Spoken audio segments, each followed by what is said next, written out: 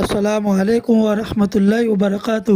ساتھ بیان چل رہا ہے کولکتہ اجتماع کا، تو آئیے ہم اور آپ مل کر سنتے ہیں اس بیان کو۔ حضرت جی مولانا سعد صاحب کیا فرماتے ہیں اپنے اس بیان کے اندر، تو آئیے لے چلتے ہیں آپ حضرات کو بیان کی طرف۔ انتہا میں بھی آپ نے یہی کر کے دکھلایا کہ آپ صلی اللہ علیہ وسلم نے ان تمام نسبتوں کو اپنے پاؤں کے نیچے کچل کر اور ذبح کر کے یہ فرما دیا کہ جب تک قوم، زبان، رنگ، علاقائیت ان کی رگیں کٹیں گے نہیں، اس وقت تک قوم میں جتنا اضطراب اور بے چینی ہے، عوام میں اور حکام میں، خواص میں اور غربا میں، مالداروں میں اور فقراء میں، خاندانوں میں اور اونچ اور نیچی والی قوم میں جتنا یہ فرق اور جتنی خریزیاں ہیں، یہ خدا کی قسم ختم نہیں ہوں گی جب تک امت اجتماعی طور پر ان تمام نسبتوں سے نہ نکلے۔ کیونکہ آپ جانتے ہیں کہ جانور کو ذبح کرنے کے بعد اگر ان 4 رگوں میں سے کوئی ایک رگ باقی رہ جائے، 2 کٹ جائیں، 2 رہ جائیں، 3 کٹ جائیں، 1 رہ جائے، تو آپ جانتے ہیں کہ آپ کا جانور کس قدر اضطراب اور کتنی بے چینی میں ہوتا ہے، اس کے پیروں کا پٹکنا اور اس کا تڑپنا وہ قابو سے باہر ہوتا ہے۔ بس میں عرض کرنا چاہتا ہوں کہ اس زمانے میں جس شخص کو جہاں بھی فساد اور بگاڑ نظر آتا ہے، اس کی سب سے بنیادی وجہ امت کا طبقات میں بٹ جانا ہے۔ ان طبقات میں تقسیم ہو کر جتنی چاہے نمازیں پڑھ لو، جتنا چاہے ذکر کر لو، جتنی چاہے تلاوت کر لو، جتنا چاہے حج اور عمرے کر لو، امت میں اجتماعیت اعمال عبادت سے نہ ہوگی۔ امت میں اجتماعیت اعمال عبادت سے نہ ہوگی، بلکہ امت کی اجتماعیت یہ ہے، امت کی اجتماعیت یہ ہے کہ امت کے درمیان کا طبقاتی فرق ختم ہو۔ حضور اکرم صلی اللہ علیہ وسلم جس طرح تمام جہانوں کی طرف مبعوث ہیں، تمام قوموں کی طرف مبعوث ہیں، آپ رحمت للعالمین ہیں، آپ صرف انسانوں میں نہیں بلکہ ایسے جانوروں کے درمیان صلح کرانے کے لیے آئے ہیں جو جانور فطری طور پر ایک دوسرے کے دشمن بھی ہیں، اور فطری طور پر وہ جانور دوسرے جانوروں کی جنگلوں میں غذا ہیں۔ میں کچھ کہنا چاہتا ہوں، اگر مسلمان اپنے کردار اور اخلاق میں محمد صلی اللہ علیہ وسلم کی سیرت پر نہیں آتا، تو جو فساد جنگلات میں جانوروں کے درمیان میں ہے، اس سے خدا کی قسم کہیں زیادہ بڑا فساد انسانوں کے درمیان میں ہوگا۔ عجیب قصہ ہے، جنگل کے بھیڑیوں نے ایک وفد بھیجا حضور اکرم صلی اللہ علیہ وسلم کی خدمت میں، اور یہ وفد بھیڑیوں کا آپ کی خدمت حاضر ہوا اور یہ پیغام لے کر آیا جنگل کے تمام بھیڑیوں کی طرف سے کہ اگر سالانہ اتنی بکریاں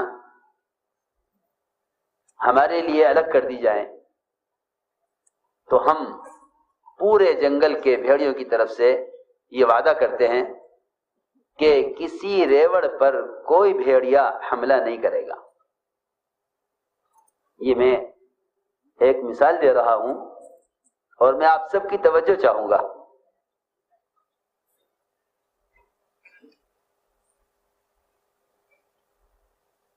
کہ ہم اس کی ضمانت لیتے ہیں، ہم اس کی ضمانت لیتے ہیں کہ پھر آپ کے مسلمان اور آپ کے صحابہ بے فکر جنگل میں جہاں چاہیں بکریاں چھوڑ دیں، ہم برابر سے گزر جائیں گے لیکن ہم اس پر حملہ نہیں کریں گے۔ اگر اس تعلق سے جنگل میں بکری اور بھیڑیے ساتھ رہ سکتے ہیں، اگر مسلمان صحیح طریقے پر حقوق کی ادائیگی پر آ جائے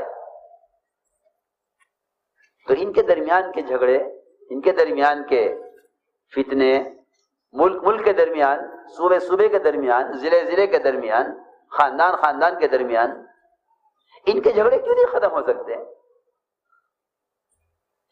وہ جانور جس کی فطرت پھاڑ کھانا ہے، جس کی غذا یہی ہے جنگل میں، اگر وہ اس کے لیے تیار ہیں تو کیا وہ انسان جس کا نام ہی انس سے نکالا گیا ہے، آپس میں محبتیں، آپس میں ایک دوسرے کا کام آنا، آپس میں ایک دوسرے سے مانوس ہو کر رہنا، جو انسان کا نام ہی انس سے ہے، تو کیا ان کے درمیان یہ تعلقات پیدا نہیں ہو سکتے؟ چنانچہ روایت میں ہے کہ حضور اکرم صلی اللہ علیہ وسلم نے ان صحابہ کو جمع کیا جن کے بڑے بڑے ریوڑ بکریوں کے ہوا کرتے تھے، ان سے بلا کے فرمایا کہ دیکھو یہ بھیڑیوں کا وقت بیٹھا ہوا ہے اور یہ کہہ رہا ہے کہ اگر ہمیں اتنی بکریاں دے دی جائیں تو ہم ان کے تمام ریوڑ ہمارے درمیان محفوظ رہیں گے، ہم کسی پر حملہ نہیں کریں گے۔ حضور اکرم صلی اللہ علیہ وسلم نے صحابہ کے سامنے بات پیش کی۔ صحابہ نے عرض کیا کہ ہم میں سے کون اس بات کو چاہے گا کہ ہم اپنی بکریاں اٹھا کے ان کو دے دیں؟ ہم ان بکریوں کی حفاظت کریں گے اور ہم ان کے لیے بکریوں کا ایک حصہ ان بھیڑیوں کے لیے خاص کر دیں، یہ ہم نہیں چاہتے۔ روایت میں ہے کہ حضور اکرم صلی اللہ علیہ وسلم نے جب یہ دیکھا کہ آپ کے صحابہ اس کے لیے تیار نہیں ہیں، آپ صلی اللہ علیہ وسلم نے بھیڑیوں کو اشارہ کیا اور یہ فرمایا جب یہ چرواہے بھیڑیوں کے، یہ چرواہے بکریوں کے یہ اس کے لیے تیار نہیں ہیں تو پھر تمہیں جہاں منہ مارے اور جہاں تم حملہ کر کے کھا لیا کرو۔ یہ میں نے ایک صرف یہ سمجھانے کے لیے مثال دی ہے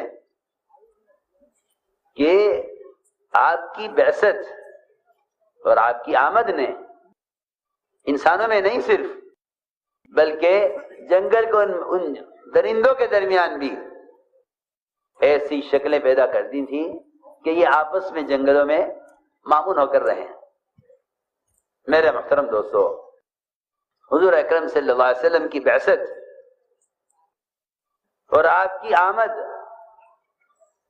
اس نے امت کو جس جہالت سے اور خوریزی سے اور سال کی آپس کی لڑائیوں سے اور قتال سے اور آپس کے جھگڑوں سے مجھ کو نکالا تھا، آپ نے سب سے پہلا کام یہ کیا جو مجھے اصل بات عرض کرنی تھی کہ آپ کی دعوت کا جو سب سے بنیادی اصول ہے اور آپ کی دعوت کا جو بنیادی اسلوب ہے وہ یہ کہ آپ نے امت کو بلا تفریق دعوت دی ہے، امت کو بلا تفریق دعوت دی ہے۔ اور یہ دعوت اگر اس اصول پر نہیں ہے، دعوت اگر اس اصول پر نہیں ہے کہ امت کو بلا تفریق دعوت دی جائے، اگر دعوت اس اصول پر نہیں ہے کہ امت کو بلا تفریق دعوت دی جائے تو میں آپ سے عرض کر چکا ہوں کہ امت دعوت کے بغیر مجتمع نہیں ہو سکتی۔ امت کی اجتماعیت اس میں ہے کہ امت کو بلا تفریق دعوت دی جائے۔ حضور اکرم صلی اللہ علیہ وسلم کی جو اصل دعوت ہے، آپ کی دعوت کا اسلوب یہ ہے کہ آپ نے امت کو طبقات پر جمع نہیں کیا۔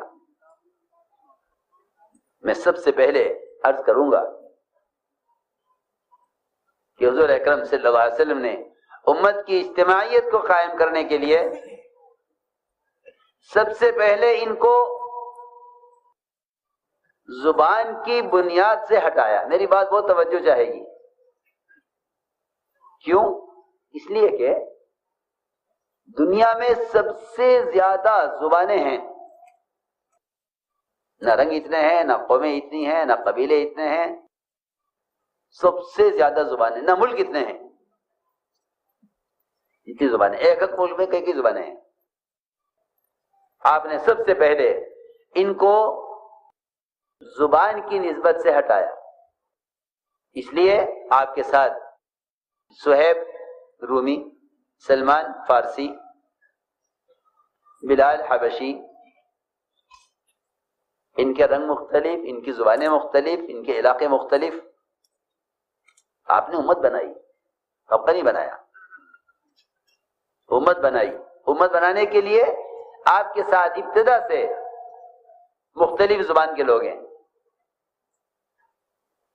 اور یہ بات واضح کر دی کہ اگر کوئی شخص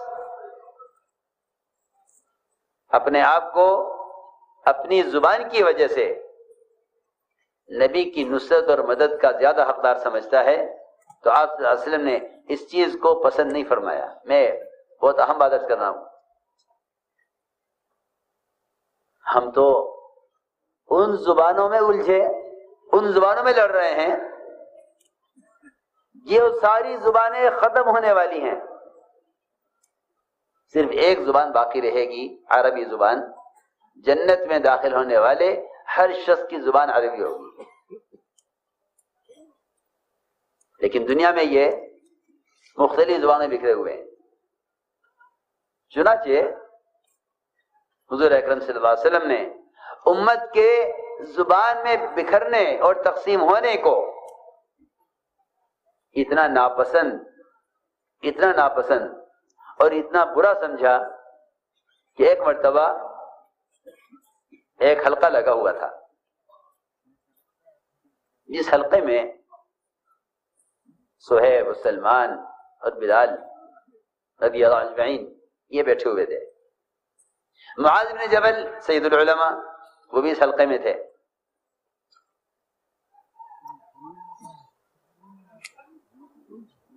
قیس بن مطاطیہ جو خزرج کے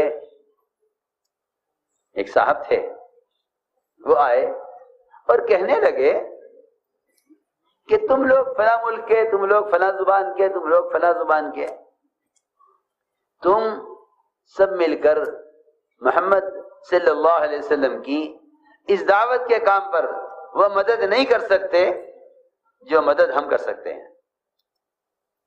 کیونکہ آپ عربی ہیں، آپ کی زبان عربی ہے، آپ کی احادیث عربی میں ہیں، آپ کے بیانات عربی میں ہیں، اور ہم عرب ہیں خزرج.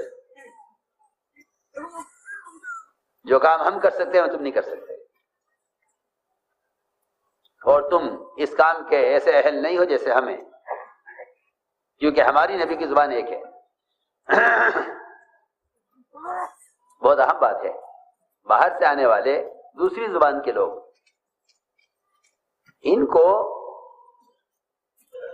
دعوت الی اللہ میں نبی کی مدد کے اعتبار سے اس قابل نہیں سمجھا جتنا قابل اپنے آپ کو سمجھا. یہ بات جب کہی قیس بن مطاطیہ نے تو ظاہر بات ہے کہ جو دوسری زبان والے تھے ان کو یہ بات محسوس ہوئی کہ بھئی ہمارے ساتھ ہمارے بارے میں یہ کہا جا رہا ہے، اور اس سے واقعی ہم جس شخص کو بھی کام کے قابل نہیں سمجھیں گے اس کے اندر ایک احساس کمتری پیدا ہوگا.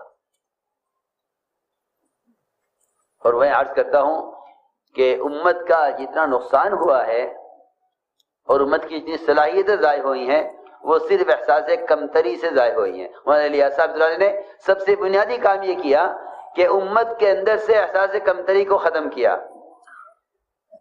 یہ سب سے تجدیدی کام اصل یہ ہے، تجدیدی کام اصل یہ ہے کہ امت اس بارے میں بالکل ختم ہو چکی تھیں کہ ہم کسی قابل نہیں ہیں، اس لیے کہ امت کے گناہ، امت کے رذائل، امت کے منکرات، اور امت پر کیا عرض کروں، فتوے اتنے لگ چکے تھے کہ یہ سمجھتے تھے کہ ہم کسی قابل نہیں ہیں۔ مولانا الیاس صاحب رحمۃ اللہ علیہ نے جو تجدیدی کام کیا ہے، جو نبوت کی اصل شان اور نبوت کا اصل کام تھا، وہ یہ کیا کہ امت کے اندر اپنی ذمہ داری کا اور امت کے اندر اس بات کا احساس پیدا کیا کہ تم کیسے بھی ہو، لیکن بحیثیت محمد صلی اللہ علیہ وسلم کو امتی ہونے کے، تم دین کے قائم کرنے کے تم حقدار ہو، یہ نہیں کہ تم کسی قابل نہیں ہو۔ مولانا اسد اللہ علیہ ایک ڈاکو سے بھی یہ کہتے تھے کہ اللہ تم سے دنیا میں دین کے قائم کرنے کا کام لینا چاہتے ہیں، جس کا کام ہی صرف لوٹنا، کھسوٹنا اور ڈکیتیاں ڈالنا اور قتل کرنا اور مال لوٹنا تھا، اس کے اندر یہ احساس پیدا کیا۔ کیوں تم سے اگر کوئی گناہ ہو گیا تو تم نے اپنے آپ کو ہدایت کے پھیلانے اور امت کے دین پر لانے کے لیے اپنے آپ کو اس ذمہ داری کے قابل کیوں نہیں سمجھا؟ میں عرض کر رہا تھا کہ یہ ایک فطری چیز ہے کہ جب کسی بھی طبقے کے بارے میں یا کسی فرد کے بارے میں یہ سوچ لیا جائے کہ یہ اس کام کے اہل نہیں ہیں، تو یہ ان کی صلاحیتوں کو ضائع کر دیتا ہے۔ حضور اکرم صلی اللہ علیہ وسلم بعض مشرکین اور کفار کے بارے میں کہا کرتے تھے کہ اگر یہ اسلام لے آئے تو اس کے اندر یہ صلاحیت ہے، اس میں یہ صلاحیت ہے، اس میں یہ صلاحیت ہے۔ جی ہاں، جہاں تک فرمایا خیارہم فی الجاہلیت خیارہم فی الاسلام، کہ ان کے اندر جو صلاحیتیں ہیں وہ ساری صلاحیتیں اسلام کے لیے استعمال ہو سکتی ہیں اگر یہ دین کی سمجھ حاصل کر لیں۔ جی ہاں، میں مثالیں دے رہا ہوں، اس امت کو جمع کرنے کے لیے کس وسعت قلبی کی ضرورت تھی۔ عمر رضی اللہ عنہ تمنا کرتے تھے کہ یہ فلاں یہودی کاش مسلمان ہو جائے، یہ حساب میں اتنا تیز اور ماہر ہے کہ میں چاہتا ہوں کہ اگر یہ مسلمان ہو جائے تو میں اس یہودی کو اپنے مسلمانوں کے بیت المال کا محاسب اور اس کا سی اے اور اس کا خزانچی بنا لوں۔ میں کچھ کہہ رہا ہوں، تنگ دلی سے فرقے بنتے امت نہیں بنتی، تنگ دلی سے فرقے بنتے امت نہیں بنتی۔ حضور اکرم صلی اللہ علیہ وسلم کی بعثت اور آپ کی نبوت میں یہ بہت اہم چیز ہے کہ آپ صلی اللہ علیہ وسلم نے امت کو جمع کرنے کے لیے ان کو سب سے پہلے زبان کی نسبت پر ان کو ڈرایا کہ تم زبان کی نسبت پر نہ رہنا۔ چنانچہ جو میں واقعہ عرض کر رہا تھا، یہ ساری بات کیونکہ اس سے متعلق ہے اس لیے میں نے عرض کی ہے۔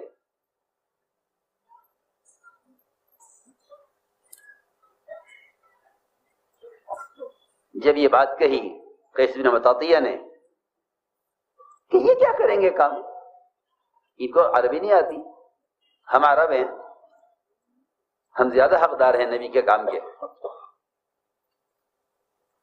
تو اس بات کو دیکھ کر معاذ بن جبل رضی اللہ عنہ، کیونکہ سید العلماء ہیں اور علماء کا ہی حق ہے کہ وہ ہر ایسی چیز کو سب سے پہلے محسوس کریں گے جس سے امت کے درمیان کسی قسم کا انتشار یا امت کے درمیان کسی قسم کی اونچ نیچ پیدا ہوتی ہو یا امت کے درمیان میں ایسے الفاظ تفریق پیدا کرتے ہوں۔ یہ علماء کا مقام ہے اور یہ علماء کی ہی فراست ہے کہ وہ اس چیز کو محسوس کریں۔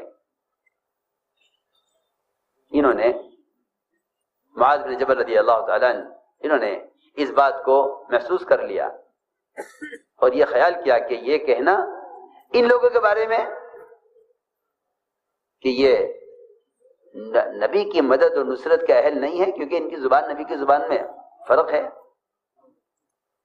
اور یہ فخر کر رہے ہیں اس پر، قیس بن مطاطیہ کہ ہم عرب ہیں۔ اس پر معاذ بن جبل رضی اللہ تعالی عنہ قیس بن مطاطیہ کا گریبان پکڑ کر اور کھینچ کر لے گیا آپ کی خدمت میں، کھینچ کر لے گیا آپ کی خدمت میں۔ عرض کیا کہ یہ یوں کہتا ہے کہ ہم زیادہ حقدار ہیں کیونکہ ہم عرب ہیں، ہماری نبی کی زبان ایک ہے، اور اس نے آپ کے صحابہ سلمان، بلال، صہیب ان کے بارے میں یہ کہا ہے۔ حضور اکرم صلی اللہ علیہ وسلم کو اس بات پر اتنا غصہ آ گیا، اس پر اتنا غصہ آ گیا کہ آپ سیدھے منبر پر تشریف لے گئے، صحابہ کو جمع کیا اور آپ نے بیان فرمایا۔ قیس بن مطاطیہ کا گریبان پکڑے ہوئے معاذ ابن جبل رضی اللہ تعالی عنہ منبر کے سامنے کھڑے رہے اور آپ بیان کر رہے تھے۔ آپ نے فرمایا کہ عربی زبان نہ تمہاری ماں ہے نہ تمہارا باپ ہے۔ کوئی آپ فخر کرے ماں باپ پہ کرے، میں فلاں کی اولاد ہوں، میں فلاں کی اولاد ہوں۔ فرمایا نہ یہ تمہاری ماں ہے نہ یہ تمہارا باپ ہے، تم نے کیوں فخر کیا اس پر کہ ہم عرب ہیں اور ہم نبی کی مدد اور دعوت کی اس کام میں نبی کی نصرت کے زیادہ حقدار ہیں، تم نے کیوں فخر کیا؟ فرمایا کہ عربی زبان تو زبانوں میں سے ایک زبان ہے، انگریزی زبان ہے، فارسی زبان ہے، چینی زبان ہے، ملائی زبان ہے، یہ بھی ایک زبان ہے، یہ ہے روایت میں۔ فرمایا تو زبان میں سے ایک زبان ہے، تم نے عربی زبان پر کیوں فخر کیا؟ یہ اس لیے کیا، آپ نے اتنی سخت بات اس لیے فرمائی کہ صرف زبان کی بنیاد پر امت کا جمع ہونا یہ امت کی تفریق کا سبب ہے، یہ امت کی تفریق کا سبب ہے۔ صرف زبان کی بنیاد پر جمع ہونا، دیکھو تو صحیح، زبان جو ایک اللہ کی طرف سے تقسیم ہے، جی ہاں، اور اللہ تعالیٰ کی قدرت کی ایک نشانی ہے یہ اختلاف السنتکم والوانکم ان فی ذلک لآیات للعالمین، یہ تو اللہ فرما رہے قرآن میں کہ تمہاری زبانوں کی مختلف زبانیں یہ ہماری قدرت کی نشانی ہے۔ چنانچہ روایت میں ہے کہ آپ نے فرمایا کہ اے معاذ، اسے قیس بن مطاطیہ کو جہنم کی طرف دھکا دے دو۔ اللہ اکبر، میری بات سب بہت توجہ سے سنیں، خود بڑی بات ہے۔ تم نے کیوں کہا یہ کہ ہم عربی زیادہ حقدار ہیں، اور تم نے زبان کی بنیاد پر یہ تفریق کیوں کی امت میں کہ تم یہ کام نہیں کر سکتے، ہم کر سکتے ہیں؟ فرمایا کہ معاذ دعہ الی النار، اس کو جہنم کی طرف دھکا دے دو۔ روایت میں ہے کہ بعد میں یہ قیس بن مطاطیہ مرتد ہوئے، ہاں ان کا اسلام دوبارہ لانا بھی ملتا ہے روایتوں میں، لیکن جو مجھے اصل بات عرض کرنی تھی، یہ ہمارے آپ کے درمیان ایک پرانے ہوں یا نئے ہوں ایک اہم مذاکرہ ہے۔ یہ ایک بات میں نے ایک نسبت عرض کی ہے زبان کی، اس زبان کی نسبت پر یہ واقعہ، یہ چیزیں یاد رکھنے کی ہیں۔ دوسری بات یہ ہے کہ حضور اکرم صلی اللہ علیہ وسلم نے امت کو طبقات میں بھی تقسیم نہیں ہونے دیا کہ یہ خواص کا طبقہ ہے، یہ عوام کا طبقہ ہے، یہ علماء کا طبقہ ہے، یہ جاہلوں کا طبقہ ہے، نہیں۔ امت کی اجتماعیت جس سے یہ اللہ کی مدد کے مستحق بنے باوجود تمام کمزوریوں کے۔ اگر کہیں کسی طبقے کو الگ جوڑنے کی ضرورت ہی پیش آ گئی، ان کی ہدایت کے لیے، ان کی تربیت کے لیے، ان کی ان کو اسلام سمجھانے کے لیے، یہی ہے کہ ان کا مطالبہ ہے کہ جی آپ ہمیں الگ الگ جمع کریں، اس لیے کہ امت کی تربیت بھی اختلاط میں ہے امت کی تربیت اختلاط میں ہے، اختلاف میں تربیت نہیں ہے، تربیت اختلاط میں ہے۔ ہماری بات بہت توجہ جائے گی، تربیت اختلاط میں ہے، آپس میں ملنے میں، اختلاف میں تربیت نہیں ہے، اس لیے کہ خدا کی قسم آپس کے ملنے جڑنے سے بیماریاں اتنی منتقل نہیں ہوتی ہیں تو غلط خیال ہے، لیکن آپس کے اختلاط سے صفات منتقل ہوتی ہیں، آپس کے اختلاط سے صفات منتقل ہوتی ہیں۔ اس لیے ہم نے عرض کیا ہے کہ ہمیں اس مذاکرے میں عرض کرنا ہے کہ حضور اکرم صلی اللہ علیہ وسلم نے امت کی اجتماعیت کے لیے ہر اس نسبت کو ختم کیا، اور کہیں کہیں اللہ تعالیٰ نے آپ کو اس پر تنبیہ بھی کی ہے کہ آپ کو یہ اس طرح نہیں کرنا چاہیے تھا، آپ کو ایسے کرنا چاہیے تھا۔ میں عرض کرتا ہوں، ہم اس کام میں اگر اپنی نظر اور آنکھ سے کسی فرد مسلم کو طبقاتی نظر سے دیکھ رہے ہیں تو یہ نظر امت کو کاٹنے کے لیے کافی ہے۔ یہ کس پارٹی کا ہے، کس جماعت کا ہے، کس خیال کا ہے، کس ذہن کا ہے، کس مذہب کا ہے۔ میں تو یہاں تک عرض کرتا ہوں کہ چار مذہب جو حق ہیں، چار مذہب جو حق ہیں، ان چار مذاہب کے اعتبار سے بھی امت کو اس نظر سے دیکھنا یہ بھی امت کی تفریق کا سبب ہے، یہ بھی امت کی تفریق کا سبب ہے۔ چار مذاہب جو حق ہیں، اس ایک حق مذہب کے اعتبار سے بھی اگر تم اس نظر سے دیکھ رہے ہو کہ یہ میرے مذہب کا آدمی نہیں ہے، یہ دوسرے مذہب کا آدمی ہے، تو خدا کی قسم امت کی تفریق کے لیے اور اللہ تعالی کے یہاں مجرم ہونے کے لیے اتنا کافی ہے۔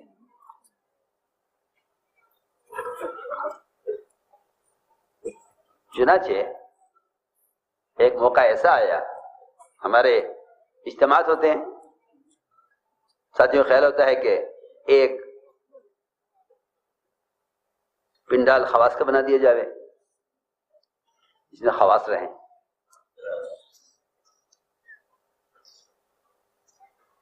حالانکہ کسی کو بھی اپنی خصوصیت کا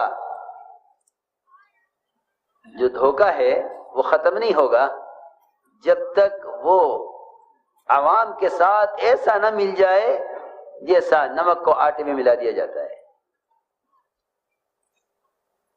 اس کا حضور اکرم صلی اللہ علیہ وسلم نے بہت زیادہ خیال کیا، ہر موقع پر آپ نئے آنے والوں کو پرانوں کے ساتھ رکھتے تھے، ریکنسٹرکشن آف امہ، اس لیے کہ جب تک مسلمان کے ساتھ مسلمان کے ساتھ کسی بھی اعتبار سے اجنبیت رکھتا ہے، ان میں آپس میں اجتماعیت نہیں ہو سکتی۔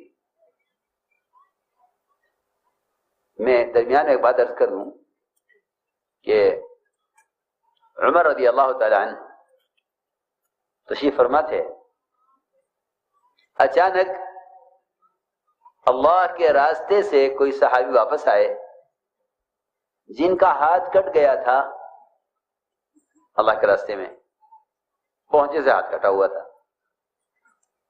اور ظاہر بات ہے کہ وہ اسی وقت ہاتھ کٹا اور وہ سفر سے واپس آئے تو زخم کا بھی اثر تھا اس میں، اور ایک عیب بھی تھا ہاتھ میں۔ ابھی آ کے بیٹھے تھے عمر کے پاس تو خیال یہ ہوا کہ دسترخوان لگنے لگا کھانے کا، تو یہ اس خیال سے آہستہ سے کھسک گئے وہاں سے اور پیچھے ہٹ گئے کہ دسترخوان لگ رہا ہے کھانے کا اور میرا ہاتھ یہ کٹا ہوا ہے، اور یہ دسترخوان میں بیٹھنے والے ان کے ساتھی اور خود حضرت عمر رضی اللہ تعالیٰ عنہ یہ میرے ساتھ کھانا پسند نہیں کریں گے، گھن کریں گے میرے ہاتھ کی وجہ سے۔ یہ سوچ کر یہ صحابی پیچھے ہٹ گئے. حضرت عمر سمجھ گئے کہ یہ یہاں سے غائب ہونا چاہتا ہے دسترخوان سے صرف اس لیے کہ اس کا ہاتھ کٹا ہوا ہے. حضرت عمر سمجھ گئے. فرمایا کہاں جا رہے ہو؟ یہاں آؤ، بیٹھو دسترخوان پر.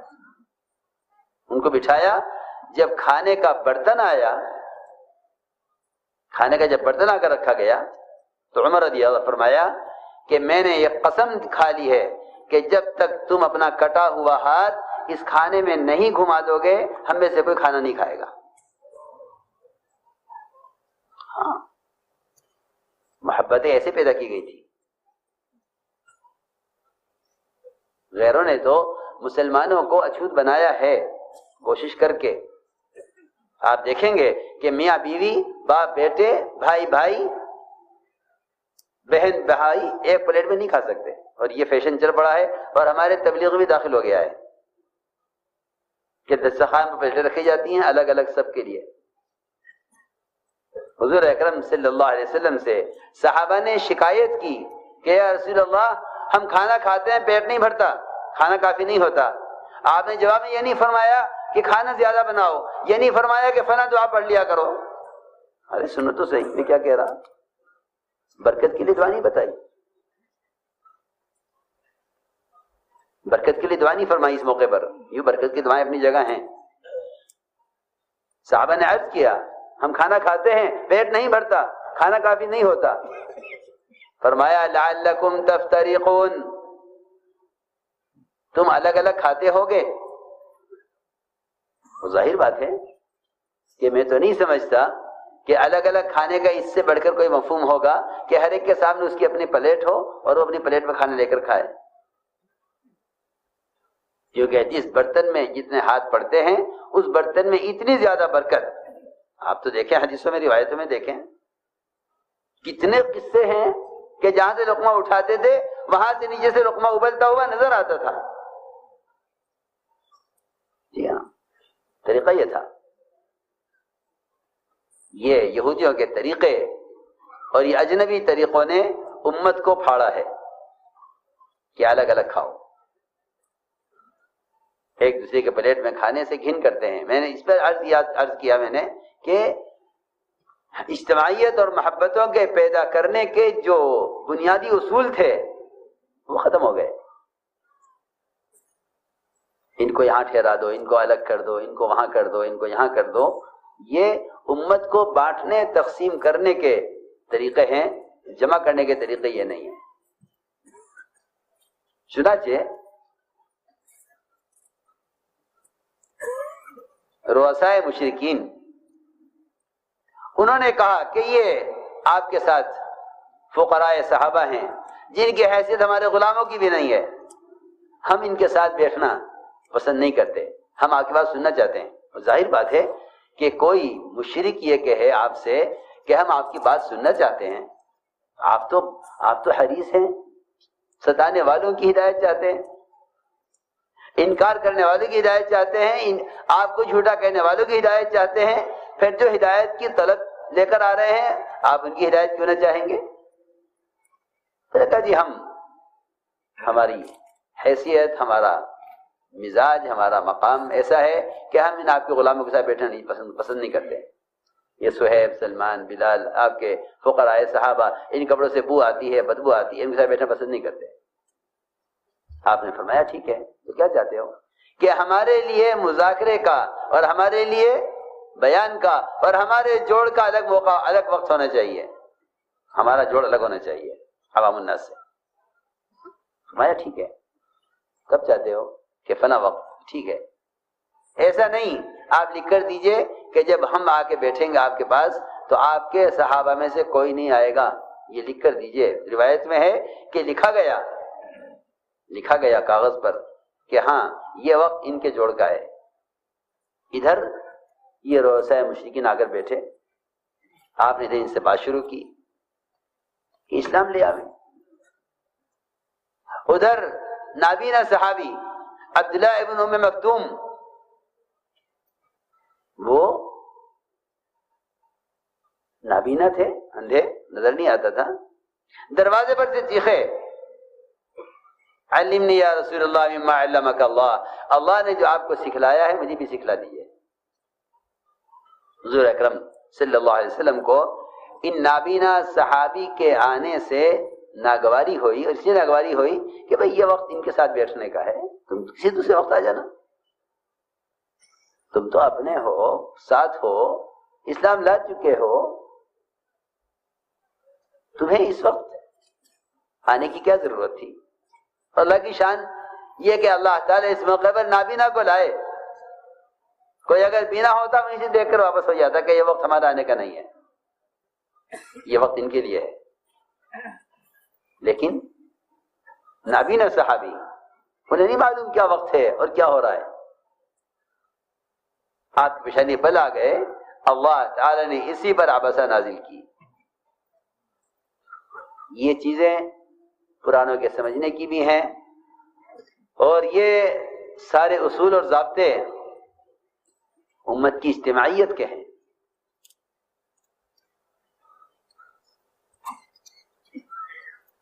ادھر آپ کی پیشانی میں بل آئے اور ادھر عبسہ نازل ہوئی۔ اللہ نے آپ کو تنبیہ کی کہ نبی جی آپ نے کیا کیا؟ جن میں استغنا ہے ان کی کوشش، اور جو طلب لے کر آ رہے ہیں ان سے آپ کی پیشانی میں بل آ گئے۔ میں اس سارے واقعے سے صرف یہ سمجھاؤں کہ حضور اکرم صلی اللہ علیہ وسلم اجنبی سے اجنبی آدمی کو، غیر سے غیر آدمی کو چاہتے تھے کہ یہ کسی طرح تمہارے درمیان میں رہے، عیشت تمہارے درمیان میں رہے۔ یہاں تک بھی فرمایا ہے وَإِنْ أَحَدٌ مِّنَ الْمُشْرِكِينَ اسْتَجَارَكَ فَأَجِرْهُ حَتَّى يَسْمَعَ كَلَامَ اللَّهِ۔ اللہ اکبر، کہ تم انہیں اپنے ماحول میں لاؤ، اگر تم سے پناہ چاہتے ہیں پناہ دو ان کو، تاکہ تمہارے ماحول میں آ کر قرآن سنیں، اس لیے کہ نہیں جانتے ہیں۔ میرے دوستو عزیزو، میں نے ساری بات یہ سمجھانے کے لیے عرض کی تھی کہ دوسری نسبت وہ قوم اور قبیلے کی ہے، ایک نسبت زبان کی ہے، ایک نسبت یہ قوم اور قبیلے کی ہے۔ فرمایا کہ ان نسبتوں کے ساتھ دعوت کا کام نہیں چلے گا۔ ہم تو اللہ مجھے معاف فرمائے ایک ہونے کے بعد اجنبی نظر سے دیکھیں، وہاں غیروں کو اجنبی نظر سے دیکھنے کی اجازت نہیں ہے، وہاں ہر ایک کو اپنا ایک نظر سے دیکھو، اس لیے کہ امت کو جمع کرنا ہے۔ اس لیے ہم نے عرض کیا کہ حضور اکرم صلی اللہ علیہ وسلم کی دعوت کی جو سب سے بنیادی آپ کی دعوت کا جو بنیادی اصول ہے وہ یہ ہے کہ آپ صلی اللہ علیہ وسلم کسی انسان کا درجہ اس سے کم نہیں سمجھتے تھے کہ آپ اس کو خود دعوت دیں۔ آپ کسی کا درجہ سے کم نہیں سمجھتے کہ آپ اس کو خود دعوت دیں۔ اس سے امت بنی تھی، اس سے امت بنی تھی کہ آپ نے قومیت کی اور زبان کی اور علاقائیت کی ان تمام اور رنگ کی نسبت سے امت کو نکالا۔ تو ہم نے عرض کیا کہ آپ کی دعوت کا جو سب سے بنیادی اصول ہے وہ عمومیت ہے، وہ عمومیت ہے تاکہ خیر امت میں عام ہو جائے، خیر امت میں عام ہو جائے۔ دوسری بات میں نے شروع میں عرض کی تھی کہ ایک آپس کی اجتماعیت اور دوسرا دعوت کی عمومیت، یہ اللہ رب العزت کی غیبی مددوں کے اترنے کا اصل سبب ہے۔ سن رہے دھیان سے یا نہیں؟ کسی اور کام میں مت لگنا، کوئی حرام کام اس مجلس میں نہ ہو، ورنہ محرومی ہوگی سب کی۔ اس کسی حرام کام میں مت لگنا۔ یہ ملائکہ کے نزول کی اور ملائکہ کے اپنے پروں سے مجمع کو گھیر لینے کی یقینی طور پر مجلس ہے، اس میں کوئی شک نہیں ہے۔ صحیح حدیثوں پر غور کرو اور سمجھو کہ اللہ کے گھروں میں سے یا کسی بھی جگہ ایمان والے اگر عبادت اور دعوت اور دین کی نسبت پر جمع ہوتے ہیں اور اللہ تعالیٰ کے تذکرے کرتے ہیں، فرشتے میں پروسے آسمان تک گھیر لیتے ہیں ان کو۔ یہ ذکر کے مجلسیں ہیں، اس میں کسی قسم کی غفلت اور کسی گناہ کی گنجائش نہیں ہے، کیونکہ توبہ کی نسبت پر جمع ہوئے ہیں۔ دوسری بات میں نے عرض کی ہے کہ آپ کی دعوت میں عمومیت ہے کہ آپ ہر شخص کی طرف خود جا کر دعوت دینا چاہتے ہیں، خود جا کر دعوت دینا چاہتے ہیں۔ اللہ نے غیبی نصرتیں انفرادی دعوت کے ساتھ رکھی ہیں۔ کسے کہتے ہیں غیبی نصرت؟ ایسے حالات کا پیش آنا جس سے غیر اسلام کو قبول کرنے پر مجبور ہو جائیں، اس کو غیبی نصرت کہتے ہیں۔ مضامین، واقعات، کتابیں، یہ تو سب مشاہدے کی چیزیں ہیں۔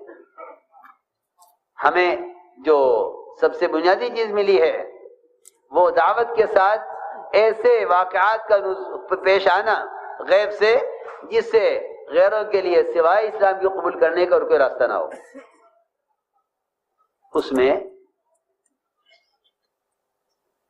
اس کے لیے سب سے بنیادی کام انفرادی دعوت دینا ہے۔ آپ صلی اللہ علیہ وسلم ایک سفر میں تھے، صحابہ آپ کے ساتھ تھے۔ آپ نے دیکھا ایک آدمی کو گزرتے ہوئے ایک راستے پر، فرمایا کہاں جا رہے ہو؟ اس نے عرض کیا کہ میں اپنے گھر والوں کے پاس جا رہا ہوں۔ آپ نے فرمایا کیا تمہیں ایک خیر کی بات میں کی رغبت ہے؟ اس نے کہا وہ کیا بات ہے؟ آپ نے فرمایا کہ اللہ کو ایک مان لو اور مجھے اللہ کا رسول مان لو۔ توحید اور رسالت، یہ دو دعوتیں ہیں اصل۔ توحید اور رسالت، ان دو چیزوں کی دعوت اصل ہے، اور ان دو چیزوں کی دعوت میں ہی اصل اللہ تعالیٰ کی مدد ہے، کیونکہ باقی سارے احکام کی دعوت تو بعد کی چیز ہے۔ سب سے پہلے بنیادی بات یہ ہے کہ توحید اور رسالت، ان دونوں کی گواہی دینا، ان کی گواہی دلوانا۔ بلکہ صحابہ کی ایک جماعت نے تو اس کو اپنے عمل میں شمار کیا تھا کہ ہمارا معمول یہ ہے کہ ہم اللہ کی وحدانیت کو بیان کرتے ہیں۔ اس دیہاتی نے فوراً یہ کہا کہ آپ کی اس بات پر کون گواہ ہے جو گواہی دے کہ آپ سچ کہہ رہے ہیں؟ آپ کے ساتھ صحابہ تھے، عبداللہ میں خود فرماتے ہیں، روایت میں ہے کننا معہ فی سفرین، ہم آپ کے ساتھ سفر میں تھے۔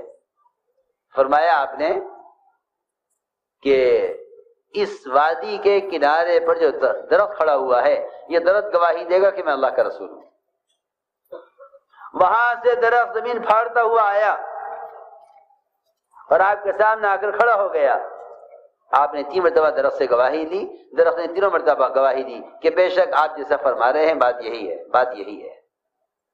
3 مرتبہ اس نے درخت نے گواہی دی۔ اس آدمی نے، اس دیہاتی نے براہ راست درخت سے گواہی سنی۔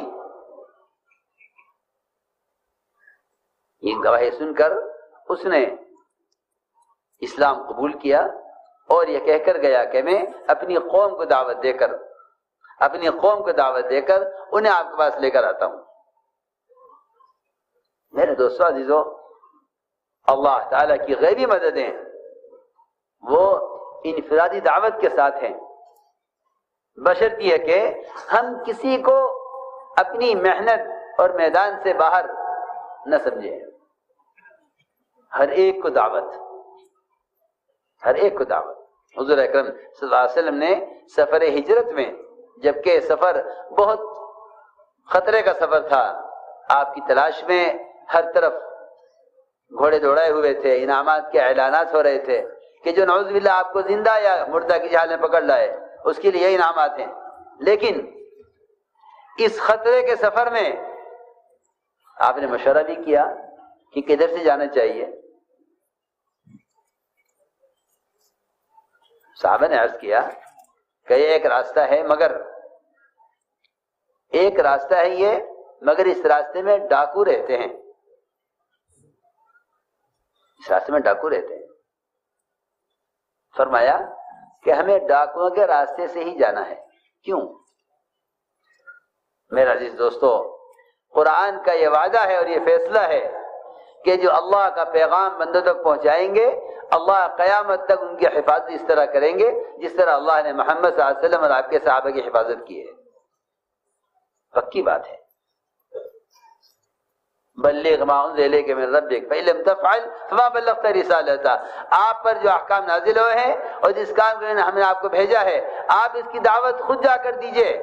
اور اگر آپ کو خطرہ ہے واللہ یعصمک من الناس تو اللہ تعالیٰ آپ کی لوگوں سے حفاظت کرنے والے ہیں. جی ہاں. آپ کو اللہ تعالیٰ چھپا لیتے لیکن آپ کو چھپا لیتے تو پھر یہ غیبی مدد نہ ہوتی. ظاہر کرنے کے باوجود قریب لا کر اللہ تعالیٰ نے ایک مکڑی کے جالے سے آپ کی حفاظت کر کے دکھلایا کہ جو تمہارے نزدیک سب سے کمزور چیز ہے ہم اس کمزور چیز کے ذریعے اپنے نبی کی اس دن حفاظت کریں جس دن کہ دشمن آپ کو پکڑنے کے لیے آپ کے قریب تک پہنچ گیا تھا. وہاں ایک بڑی بات یہ ہے کہ حضور اکرم صلی اللہ علیہ وسلم نے موسیٰ علیہ السلام کی طرح یہ نہیں کہا ان معی ربی سیہدین، کیونکہ جب آگے تو سمندر آ گیا، پیچھے فرعون آ گیا، تو یہ کہا بنی اسرائیل انا لمدرکون، ہم تو گھیر لیے گئے. کلا ان معی ربی سیہدین، میرے ساتھ میرا رب ہے. نبی کہہ رہے ہیں میرے ساتھ میرا رب ہے، تم گھبراؤ مت. اور یہاں جب یہ فرمایا ابوبکر رضی اللہ تعالیٰ عنہ نے کہ یہ یہاں تک پہنچ گئے ہیں، اگر ذرا سا جھکیں گے تو ہمیں دیکھ لیں گے، آپ نے فرمایا لا تحزن ان اللہ معنا. جو اللہ کا وعدہ میرے ساتھ اپنی معیت کا ہے وہی وعدہ ابوبکر تمہارے ساتھ ہے، یعنی جو وعدہ اللہ کی معیت کا میرے ساتھ ہے وہ وعدہ امت کے ساتھ ہے. اللہ معنا، اللہ ہمارے ساتھ ہے. یہ نہیں فرمایا ابوبکر تم گھبراؤ مت اللہ میرے ساتھ ہے. ان اللہ معنا کہ جو معیت جو نصرت اللہ کی نبی کے ساتھ ہے وہ خدا کی قسم قیامت تک ہر امتی کے ساتھ ہے. تو میں نے عرض کیا کہ آپ صلی اللہ علیہ وسلم نے سفر ہجرت میں ڈاکوؤں کا راستہ بذات خود بالارادہ اختیار کیا کہ ہمیں ڈاکو کا راستے سے جانا ہے. کیوں؟ کہ ان کو دعوت دیں گے. جب داعی کسی کو دعوت دینے کے ارادے سے قدم اٹھا لیتا ہے اللہ تعالیٰ اس کے راستے کے تمام مجاہدوں کو اور اس کے راستے کی تمام ناگواریوں کو اور اس راستے کی تمام مشقتوں کو اور اس راستے کی تمام پیش آنے والی رکاوٹوں کو مدعو کے دل کو متوجہ کرنے کا سبب بنا دیتے ہیں. یہ اصولی بات ہے. یہ داعی کی اذیتیں مدعو کی ہدایت کا سبب بنتی ہیں. یہ قرآن نے اسی طرح کہا ہے کہ نبیوں کا صبر کرنا قوموں کی ہدایت کا ذریعہ ہے. ہم نے عرض کیا کہ ایک کام ہے اور اللہ تعالیٰ کی غیبی مددوں کے نازل ہونے کا یہ بنیادی سبب ہے دعوت اللہ،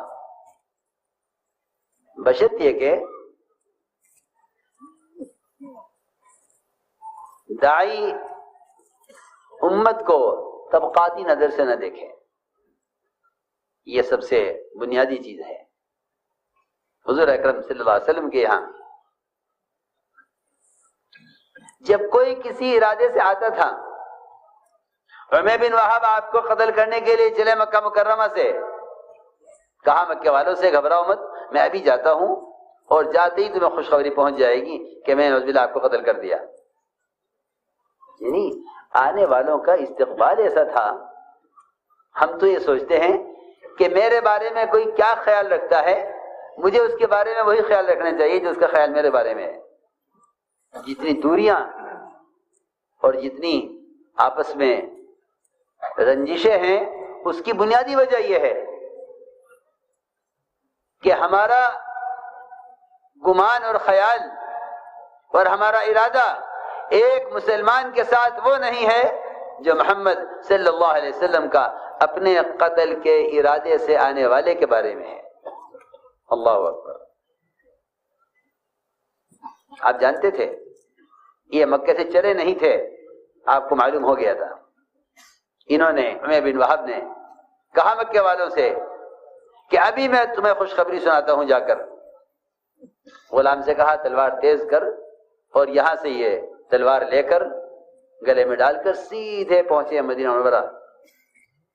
حضرت عمر نے دیکھ لیا کہ اس کا ارادہ اچھا معلوم نہیں ہوتا، فرمایا صحابہ سے تم جلدی جا کر بیٹھ جاؤ اللہ کے نبی کے پاس، یہ قریب نہ بیٹھے، اس کا ارادہ اچھا نہیں ہے۔ چنانچہ انصار آپ کو گھیر کر بیٹھ گئے، اور یہ عمیر بن وہب گلے میں تلوار لٹکائے ہوئے وہاں پہنچے۔ حضرت عمر رضی اللہ تعالیٰ عنہ نے اس کا گریبان تلوار کے ساتھ پکڑا ہوا تھا کہ یہ قریب میں جا کر بیٹھے۔ فرمایا عمر اس کا گریبان چھوڑو، یہ کیا کیا تم نے اس کے ساتھ، اس کے گریبان چھوڑو۔ فرمایا عمیر آؤ یہاں آؤ ہمارے پاس۔ اللہ اکبر۔ جو آدمی آپ کے قتل کا ارادہ لے کر چلا ہے اور اللہ نے آپ کو وحی سے پہلے بتا دیا کہ عمیر بن وہب اس ارادے سے آ رہے ہیں، آپ صلی اللہ علیہ وسلم نے صحابہ کو پیچھے کیا، انہیں آگے بلا کر بٹھایا۔ سوال اس بات کا ہے کہ اگر واقعی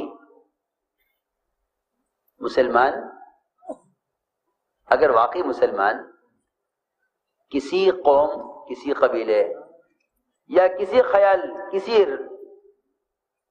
طبقے کے آدمی کو اپنا دشمن سمجھتا ہے اور دشمنی کھلی بھی ہے،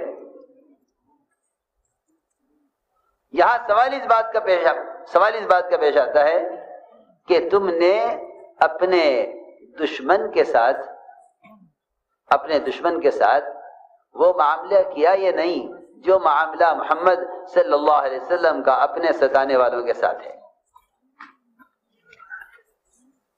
یہاں سوال انتقام بدلے کا نہیں ہے۔ کیوں؟ اس لیے کہ کام کرنے والوں کی بنیادی چاہت اور ان کے کام کا مقصد ساری انسانیت کو ہدایت پر لانا ہے۔ یہ دشمن کو اگر دوست کی نظر سے نہیں دیکھتے، اور اگر یہ دشمن کو محمد صلی اللہ علیہ وسلم کے طریقے کے مطابق اس کے ساتھ معاملہ نہیں کرتے، تو میں عرض کرتا ہوں کہ چلے چار میں لگا دینا یا اس کام سے نسبت حاصل ہو جانا یہ کوئی چیز نہیں ہے۔ جب تک کام کرنے والوں کی، ان کی نیتیں، ان کے ارادے، ان کے جذبات محمد صلی اللہ علیہ وسلم کے جذبات کے عین مطابق نہ ہوں، اس کام سے کوئی مناسبت نہیں ہے۔ اس کام سے نسبت کا حاصل کرنا آسان ہے، اس کام سے مناسبت پیدا کرنا ایک مجاہدے کا کام ہے۔ نسبتیں بہت آسان ہیں، آپ 3 دن لگا لو، چلہ لگا لو، آپ کو تبلیغی جماعت کی ہونے کی نسبت حاصل ہو جائے گی۔ سوال نسبت کا نہیں ہے، سوال تو دعوت کے اسلوب سے، اس مناسبت سے تعلق، اس مناسبت کے پیدا ہونے کا ہے جو مناسبت محمد صلی اللہ علیہ وسلم، جو طریقہ محمد صلی اللہ علیہ وسلم کا تھا اس طریقے سے مناسبت ہو۔ اب آپ اندازہ کریں، ایک آدمی گلے میں تلوار لٹکا کر، تیز کرا کر، مکے والوں کو بتلا کر آپ کے قتل کے ارادے سے آیا ہے۔ فرمایا صحابہ سے ذرا پیچھے ہٹ جاؤ، عمیر آگے آؤ۔ کیسے آنا ہوا؟ یہاں بیٹھو۔ کیسے آنا ہوا؟ میں تو بھائی کو لینے آیا ہوں۔ فرمایا نہیں، سچی بتاؤ کیوں آئے؟ کہ میں تو اسی کے لیے آیا ہوں۔ تلوار کیوں لائے؟ کہ ان تلواروں نے تو بڑا نقصان کیا ہے، کوئی فائدہ نہیں ہوا ان تلواروں سے۔ حالانکہ آئے اسی مقصد سے آئے ہیں کہ آتے آپ پر حملہ کریں گے۔ فرمایا نہیں عمیر، تم بتاؤ مکہ مکرمہ سے کعبے پر بیٹھ کر وہاں سے تم کیا فیصلہ کر کے چلے تھے، کیا ارادہ کر کے چلے تھے، اور تم نے مکے میں کیا مشورہ کیا تھا؟ بس اتنا کہنا تھا آپ کا۔ انہوں نے ساری ارادے ان کے ختم ہوئے اور فوراً انہوں نے کلمہ پڑھا، اشہد ان لا الہ الا اللہ و اشہد انک رسول اللہ۔ سوال اس بات کا ہے کہ تمہارے دشمن کے ساتھ تمہارا تمہارے مقابل کے ساتھ، تمہارا تمہارے لیے برا چاہنے والے کے ساتھ تمہارا معاملہ کیا ہے؟ اگر معاملہ انتقام کا ہے تو یہ نبی کی نسبت نہیں ہے. اگر معاملہ انتقام کا ہے تو یہ نبی کی نسبت نہیں ہے، اس سے امت نہیں بنتی. اللہ اکبر. جب صحابہ کسی کو قید کر کے لے آتے تھے، اور کیونکہ قید کر کے لانا یہ مال لینے یا قتل کرنے کے لیے نہیں ہوتا تھا، بلکہ قید کر کے لانا اپنے ماحول میں رکھنے کے لیے ہوتا تھا، تاکہ یہ ماحول ان کے دل میں اسلام کی رغبت پیدا کر دے. آپ نے صحیح روایت میں فرمایا کہ تم کسی کو قتل کر کے قید کر کے میرے پاس لاؤ، مجھے اس سے زیادہ محبوب ہے کہ تم اسے مسلمان کر کے میرے پاس لاؤ. بلکہ روایت میں یہاں تک فرمایا کہ تم ایک آدمی کو دعوت دے کر اس کو مسلمان کر کے میرے پاس لے آؤ، یہ مجھے ہر اس چیز سے زیادہ محبوب ہے جس پر سورج طلوع ہوتا ہے.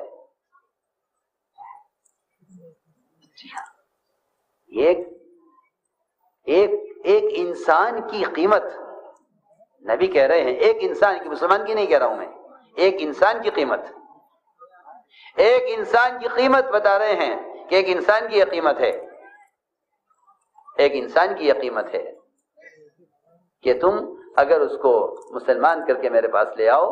تو فرمایا حضور اکرم صلی اللہ علیہ وسلم نے کہ ہر وہ چیز جس پر سورج طلوع ہو رہا ہے، یعنی ساری دنیا، سارے بر و بحر اور جو کچھ اس کے اندر ہے، مجھے اس سب سے زیادہ محبوب ہے تمہارا ایک فرد کو دعوت دے کر اسے مسلمان بنا کر لانا. چنانچہ صحابہ اپنے ماحول میں لاتے. جو بیڑیوں میں جکڑا ہوا ہے، جسے خبر نہیں کہ قتل کیا جائے گا یا فدیہ لے کر چھوڑا جائے گا، وہ کہتا ہے کہ ان میں سے جب کسی کے ہاتھ میں روٹی کا ٹکڑا آتا تھا نرم، تو وہ سب سے پہلے مجھے پیش کرتا تھا. یہ ہمارا مہمان ہے. اللہ اکبر. ایسا مشرک کیوں نہ اسلام لاوے کہ جو ان کے ساتھ ان کے ہاں بندھا ہوا ہے اور سب سے زیادہ اکرام بہتر چیز کو کھلائی جا رہی ہے. ہم ابھی ہماری سوچ اور نیتیں بہت محدود. اللہ مجھے معاف فرمائے. اب تو کام کرنے والوں میں بھی یہ بات پیدا ہو گئی ہے کہ کون اپنا ہے کون پرایا ہے. وہاں یہ بات پراؤ کے غیروں کے لیے بات نہیں تھی، وہاں غیروں کے ساتھ معاملہ اپنوں سے کہیں زیادہ بہتر تھا. آپ نے فتح مکہ کے موقع پر انصار کو کچھ نہیں دیا، طلقاء مشرکین ایک مشرک کو 100 اونٹ دیے ہیں آپ نے، 100 اونٹ بتانے کے لیے کہ ہم تم سے فتح مکہ کے موقع پر انتقام لینے کے لیے اور تم سے پچھلے بدلے چکانے کے لیے نہیں آئے ہیں، ہم تمہیں بتلانے کے لیے آئے ہیں کہ ہمیں ملک و مال نہیں چاہیے، ہمیں تمہاری ہدایت چاہیے. جی ہاں. تو میں نے عرض کیا کہ حضور اکرم صلی اللہ علیہ وسلم اور آپ کے صحابہ کا معاملہ میں آپ سے صراحتاً کہہ دیتا ہوں کہ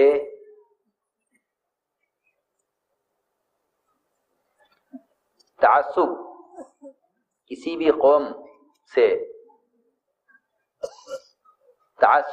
قوم کی طرف سے مسلمان کے لیے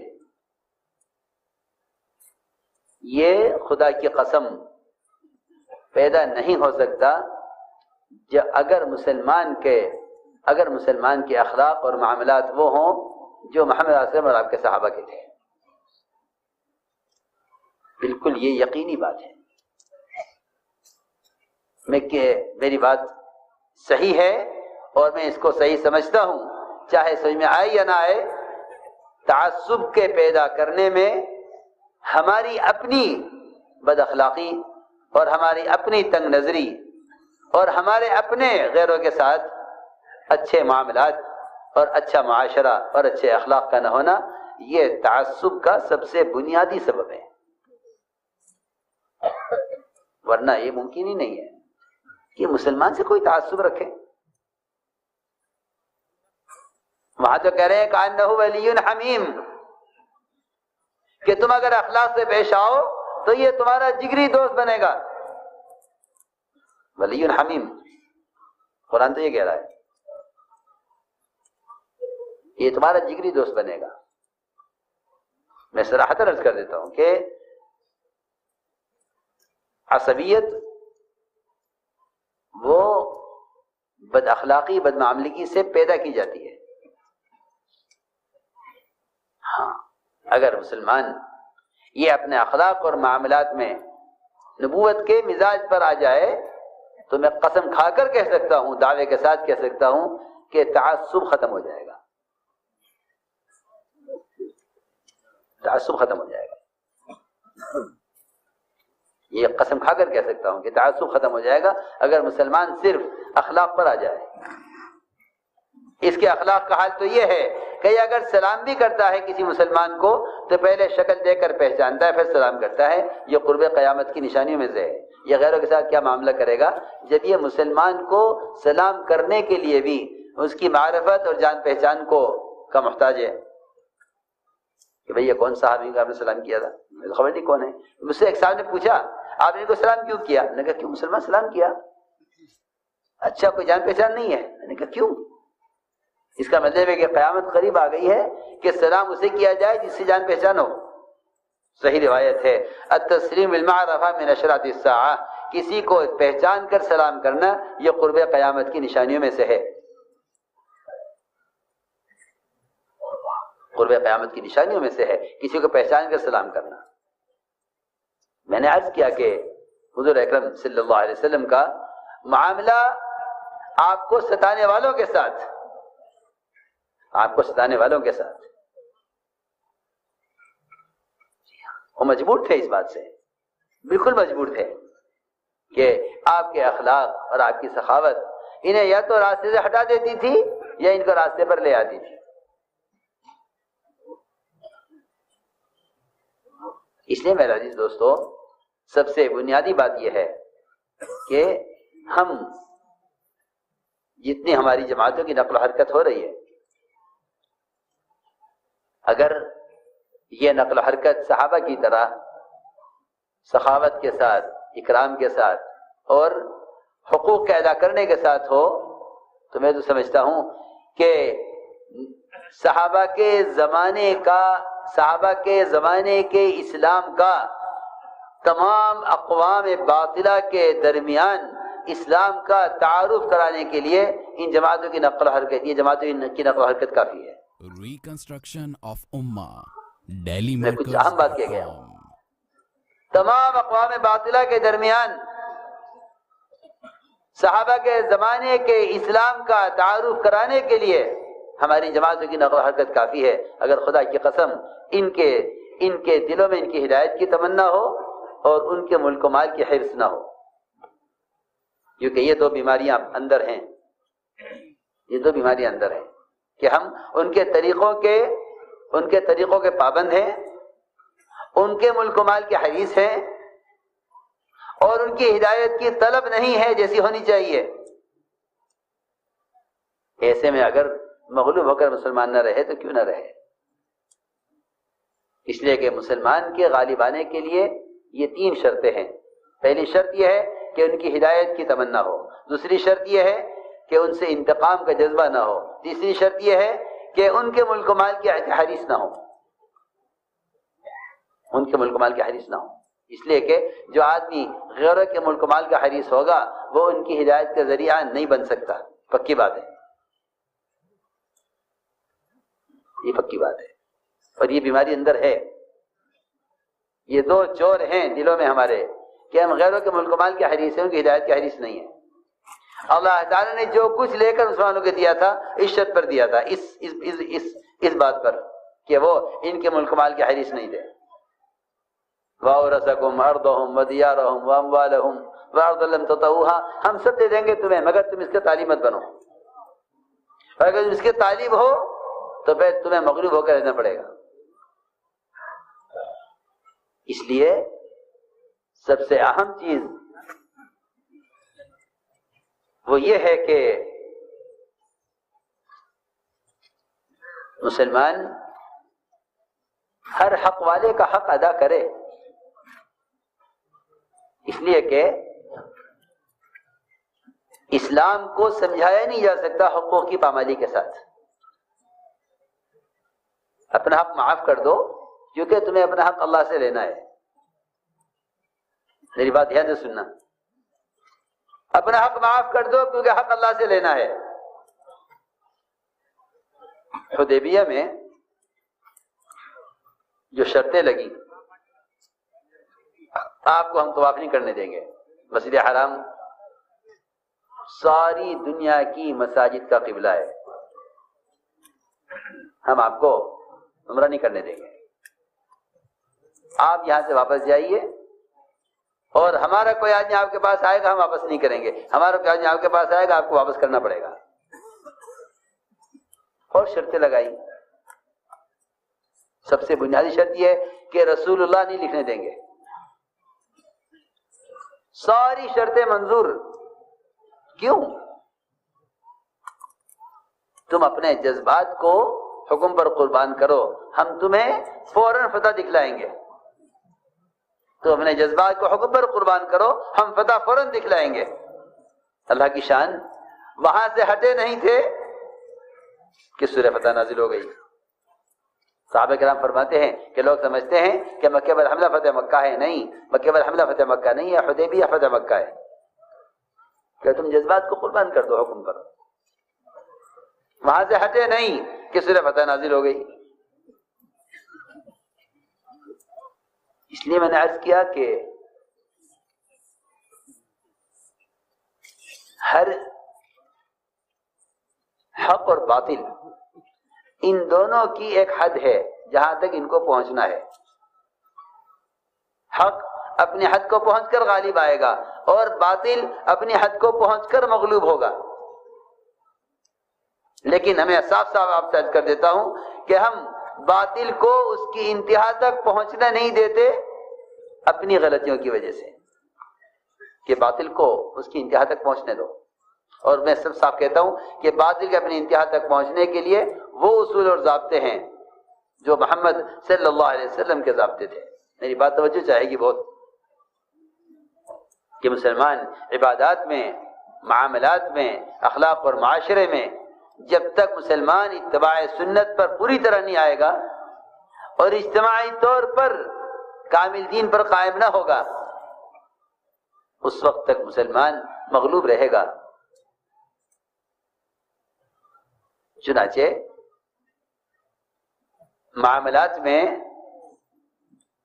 اگر حق غیروں کا ہے تب تو ادا کرنا ہی کرنا ہے.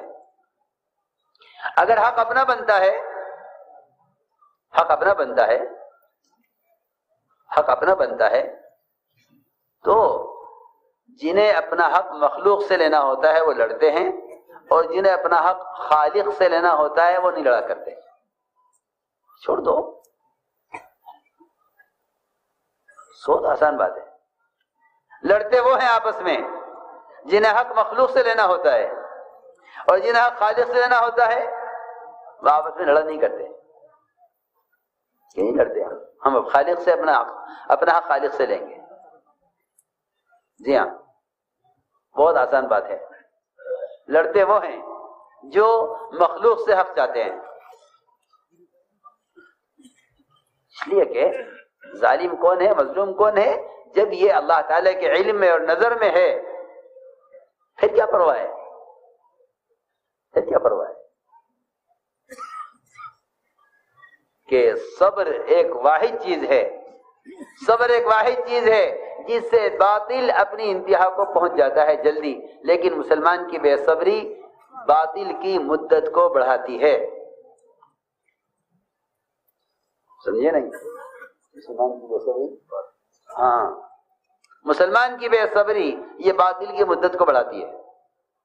چاہو باطل کی مدت کو بڑھا لو، چاہو کم کر لو، یا صبر کا دامن تھام لو یا صبر چھوڑ دو. یہ بہت اہم بات ہے. اگر ہم اس کی ذرا غور کر کے گہرائی کو پہنچیں تو میں نے عرض کیا کہ صبر اور سنجیدگی اور وقار ہاں احتیاج ہو احتیاج، یعنی ہم اللہ کے محتاج ہیں، ہم اللہ کے محتاج ہیں، ہم اللہ کے محتاج ہیں، اور وہ ہمارے بارے میں جو بھی فیصلہ کریں گے وہ بہتر کریں گے. جی ہاں، اس لیے فرمایا کہ وقار، سنجیدگی اور صبر، کہ صبر سے بڑھ کر مدد کے لانے کا اور صبر سے بڑھ کر مدد کو جلدی لانے کا اور کوئی ذریعہ نہیں ہے صبر سے بڑھ کر.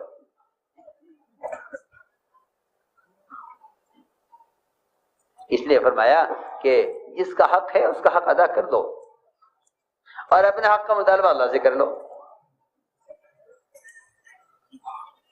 اس لیے معاملات یہ بہت بنیادی چیز ہیں اسلام کو سمجھنے سمجھانے کے لیے اور ہر قوم کے اسلام کی طرف آنے کے لیے.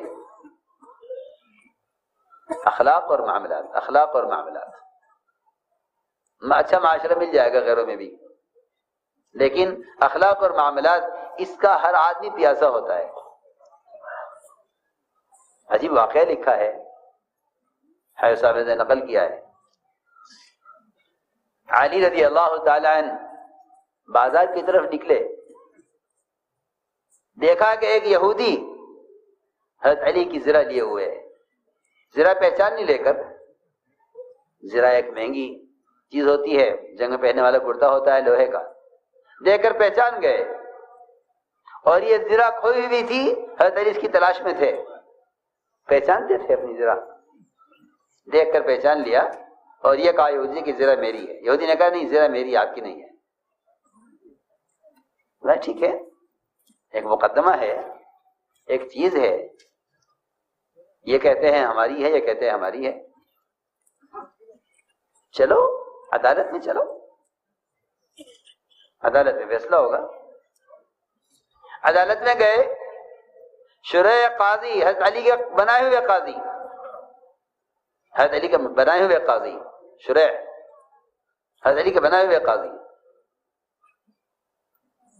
دیکھتے ہی اچانک امیر المومنین عدالت میں، امیر المومنین عدالت میں کیا حکم ہے؟ قاضی کرسی سے کھڑے ہو گئے، حضرت علی رضی اللہ تعالیٰ عنہ کو کرسی پر بٹھایا، خود نیچے بیٹھے اور پوچھا امیر المومنین کیا حکم ہے؟ حضرت علی نے فرمایا کہ یہ زرہ جو یہودی کے پاس ہے یہ زرہ میری ہے، اور یقینی بات ہے کہ علی رضی اللہ تعالیٰ عنہ غلط نہیں کہہ سکتے، اور ایک زرہ کے لیے نعوذ باللہ غلط بیانی کا تو کوئی دور تک بھی تصور نہیں ہے. یہودی نے کہا نہیں زرہ میری ہے. قاضی نے پوچھا امیر المومنین آپ کے پاس گواہ ہے؟ آپ گواہ پیش کیجئے. فرمایا میرا بیٹا گواہی دے گا، یہ جنت کے جوانوں کے سردار ہیں. فرمایا بے شک جنت کے جوانوں کے سردار ہیں، لیکن ہم نے آپ کے نبی محمد صلی اللہ علیہ وسلم سے یہ سنا ہے، آپ نے فرمایا ہے کہ بیٹے کی گواہی باپ کے حق میں معتبر نہیں ہے. میرا غلام گواہی دے گا، روایت میں میرا غلام گواہی دے گا. میں کہ نہیں، غلام کی گواہی کافی نہیں ہے. مومنین فیصلہ یہ ہے عدالت کا فیصلہ یہ ہے کہ یہ زرہ آپ کو نہیں مل سکتی، یہ زرہ ان کی ہے. امیر المومنین ان کے بنائے ہوئے قاضی، اور فیصلہ یہ ہو. جیسے یہ فیصلہ ہوا، یہودی نے کہا اشہد ان لا الہ الا اللہ واشہد ان محمد رسول اللہ، میں آج اسلام میں داخل ہوتا ہوں. میں نے زرہ اس لیے اٹھائی تھی اور عدالت میں اس لیے آپ کو لے کر آیا تھا کہ میں دیکھنا چاہتا تھا کہ تم مسلمانوں کے درمیان جو فیصلے ہوتے ہیں وہ قومیت کی یا دوستوں کی یا ظلم کی بنیاد پر ہوتے ہیں، یہ تمہارے جو فیصلے ہوتے ہیں وہ فیصلے انبیاء والے فیصلے ہوتے ہیں. میں دیکھنا چاہتا تھا یہ فیصلہ جو انہوں نے کیا ہے قاضی نے امیر المومنین کے خلاف، یہ فیصلہ اسلامی طریقے کا فیصلہ ہے، اس لیے میں اسلام میں داخل ہوتا ہوں. امیر المومنین یہ زرہ میری نہیں، آپ ہی کی ہے، زرہ آپ ہی کی ہے، میری نہیں ہے. میں تو دیکھنا چاہتا تھا کہ تمہاری عدالتوں میں فیصلے آیا نبیوں کی طرح ہوتے ہیں؟ نبیوں کی طرح فیصلے ہوتے ہیں یا اسلام کے طریقوں سے ہٹ کر تمہارے اعداد میں فیصلے ہوتے ہیں؟ میرے دوستو عزیزوں، یہ ہیں وہ بنیادی چیزیں جس سے اسلام کا تعارف ہوتا ہے۔ اسلام کیا ہے؟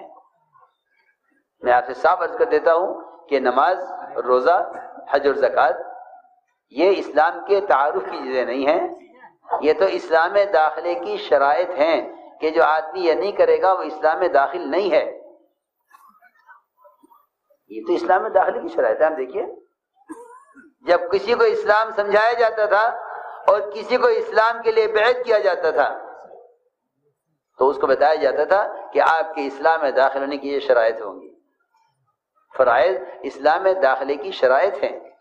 اخلاق، معاملات اور معاشرہ یہ اسلام کی عمارت ہیں، اور فرائض یہ اسلام کی بنیادیں ہیں۔ بنی الاسلام علی خمسین، اسلام کی بنیاد 5 چیزیں ہیں۔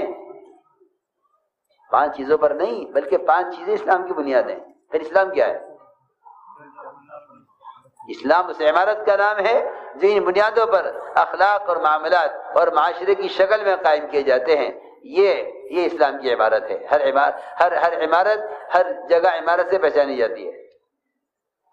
یہ مسجد کی عمارت ہے، یہ ہوٹل کی عمارت ہے، یہ ہسپتال کی عمارت ہے، یہ گھر کی عمارت ہے، وہ پہچانی جاتی ہے عمارت سے، بنیاد سے نہیں۔ بنیادیں نظر نہیں آتی، بنیادیں تو نیچے چلے گئی زمین میں۔ ان بنیادوں کے بغیر، ان فرائض کے بغیر اخلاق کیسے بھی اچھے ہوں، معاشرہ کیسا بھی پاکیزہ ہو، معاملات کیسے بھی اچھے ہوں، اس پر قیامت میں کسی کو کچھ ملنے والا نہیں ہے۔ اس لیے کہ فرائض کے بغیر مسلمان کو غیروں کی طرح اسلام میں دنیا میں دیکھ کر نمٹا دیا جائے گا۔ آخرت میں جو حصہ ہے وہ تو ایمان اور فرائض کی ادائیگی پر ہے۔ ایمان اور فرائض کی ادائیگی پر آخرت میں حصہ ہے، ورنہ غیروں کی طرح نمٹا دیا جائے گا ان کو دنیا میں ان کا حصہ دے کر۔ آخرت میں حصہ ملنے کے لیے ایمان اور فرائض لازم ہیں۔ ہم نے عرض کیا کہ حضور اکرم صلی اللہ علیہ وسلم نے اس دعوت کے ذریعے امت کو جمع کیا تھا، اور واقعی ایسی اجتماعیت تھی کہ اگر ایک ادنا سے ادنا مسلمان